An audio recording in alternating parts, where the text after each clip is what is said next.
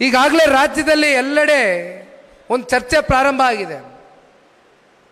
ಯಾಕೆಂದ್ರೆ ಜನತಾದಳ ಪಕ್ಷ ಅಂದ್ರೆ ಬಹಳ ಜನಕ್ಕೆ ಅನ್ಸುತ್ತೆ ಕೇವಲ ಹಳೆ ಮೈಸೂರು ಪ್ರಾಂತ್ಯಕ್ಕೆ ಸೀಮಿತವಾಗಿರ್ತಕ್ಕಂಥ ಜಿಲ್ಲೆ ಅಂತ. ಆದರೆ ತುಂಬ ಜನಕ್ಕೆ ಗೊತ್ತಿಲ್ಲ, ಚುನಾವಣೆಗಳಲ್ಲಿ ಕನಿಷ್ಠ ಪಕ್ಷ ನಮಗೆ 40ರಿಂದ 50% ನಮ್ಮ ಕಲ್ಯಾಣ ಕರ್ನಾಟಕ, ಕಿತ್ತೂರು ಕರ್ನಾಟಕದಿಂದ ಕೂಡ ಶಾಸಕರು ಆಯ್ಕೆ ಆಗ್ತಾ ಇದ್ದಾರೆ ಪಕ್ಷದಲ್ಲಿ.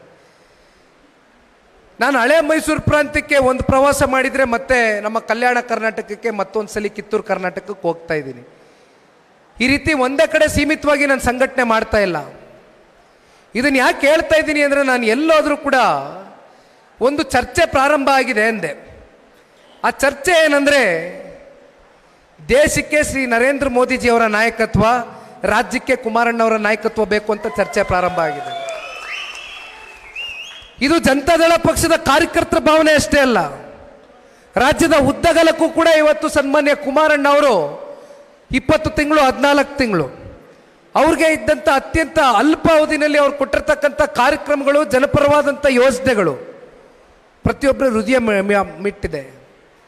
ಹಾಗಾಗಿ ನಾನು ಹೇಳ್ತೇನಣ್ಣ, ಕುಮಾರಣ್ಣ ಬಂದರೆ ನೀವೇ ನೋಡಿದ್ದೀರಿ, ರಾತ್ರಿ 2 ಗಂಟೆ ಆಗಲಿ 3 ಗಂಟೆ ಆಗಲಿ ಪಂಚರತ್ನ ಕಾರ್ಯಕ್ರಮ, ಬಹುಶಃ ಇತಿಹಾಸದಲ್ಲಂಥ ಕಾರ್ಯಕ್ರಮ ನೋಡ್ಲಿಕ್ಕೆ ಸಾಧ್ಯ ಇಲ್ಲ. ಮತ್ತೆ ಜನಸಾಗರ ಕುಮಾರಣ್ಣ ಬಂದರೆ ರಾತ್ರಿ 2 ಗಂಟೆ 3 ಗಂಟೆನಲ್ಲಿ ಹೆಣ್ಮಕ್ಳುಗಳು ಕುಮಾರಣ್ಣ ಅವ್ರನ್ನ ನೋಡಲಿಕ್ಕೆ, ಕುಮಾರಣ್ಣ ಏನು ಮಾತನಾಡ್ತಾರೆ, ಮುಂದೆ ಕುಮಾರಣ್ಣ ಯಾವ ರೀತಿ ನಮಗೆ ಕಾರ್ಯಕ್ರಮಗಳು ಕೊಡ್ಬೋದು, ಅವ್ರ ಕಲ್ಪನೆಗಳೇನಿದೆ ರಾಜ್ಯದ ಸಮಗ್ರ ಅಭಿವೃದ್ಧಿಗೆ ಅಂತ ಕಾಯ್ಕೊಂಡು ಬಹಳ ಜನ ಹೆಣ್ಮಕ್ಳು ಕೂತಿರ್ತಕ್ಕಂಥ ನಿದರ್ಶನಗಳು ರಾಜ್ಯದ ಉದ್ದಗಲಕ್ಕೂ ನೋಡಿದ್ದೇವೆ.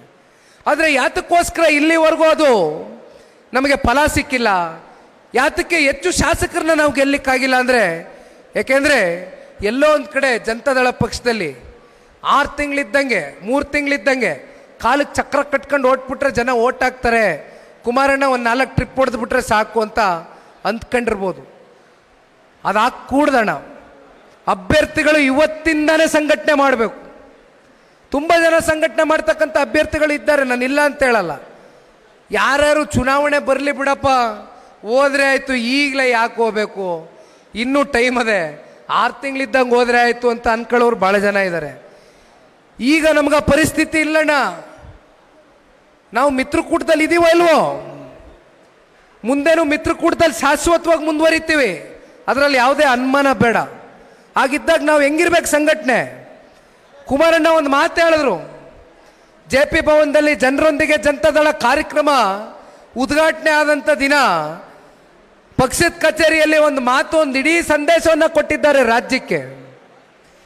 ನಮ್ಮ ಕ್ಯಾಂಡಿಡೇಟ್ಗಳು ಎಷ್ಟು ಸ್ಪೀಡಾಗೆ ಜನಗಳ ಹತ್ರ ಹೋಗ್ತೀರಿ, ನಮ್ಮ ಕಾರ್ಯಕರ್ತರು ಎಷ್ಟು ಸ್ಪೀಡಾಗೆ ಸಂಘಟನೆ ಮಾಡ್ತೀರಿ,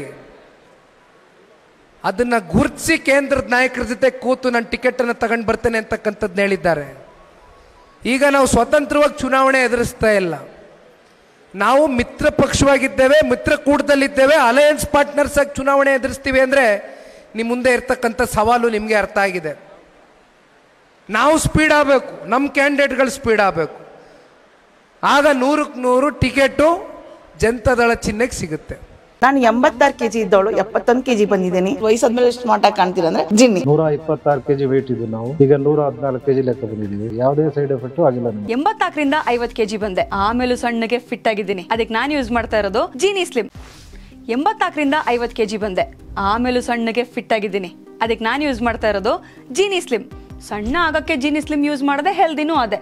ನೀವು ಸಣ್ಣ ಆಗ್ಬೇಕಾ, ಹೆಲ್ದಿ ಆಗ್ಬೇಕಾ, ಹಾಗಿದ್ರೆ ಜೀನಿ ಸ್ಲಿಮ್ ಯೂಸ್ ಮಾಡಿ. ಸಣ್ಣ ಆಗೋದಕ್ಕೆ ಯಾವುದೋ ಪ್ರಾಡಕ್ಟ್ ಹೇಳ್ತಾ ಇದ್ದಾಳೆ, ಏನಾದರೂ ಸೈಡ್ ಎಫೆಕ್ಟ್ಸ್ ಇದೆ ಅಂತ ಯೋಚನೆ ಮಾಡ್ತಾ ಇದ್ದೀರಾ? ಖಂಡಿತ ಇಲ್ಲ, ಯಾಕಂದ್ರೆ ಇದು ಕೆಮಿಕಲ್ ಫ್ರೀ. ಸಣ್ಣ ಆಗಬೇಕು ಅಂದರೆ ಜೀನಿ ಸ್ಲಿಮ್ ಯೂಸ್ ಮಾಡಿ. ಹೆಚ್ಚಿನ ಮಾಹಿತಿಗೆ ಕೆಳಗೆ ಡಿಸ್ಪ್ಲೇ ಆಗ್ತಿರೋ ನಂಬರ್ಗೆ ಕಾಲ್ ಮಾಡಿ.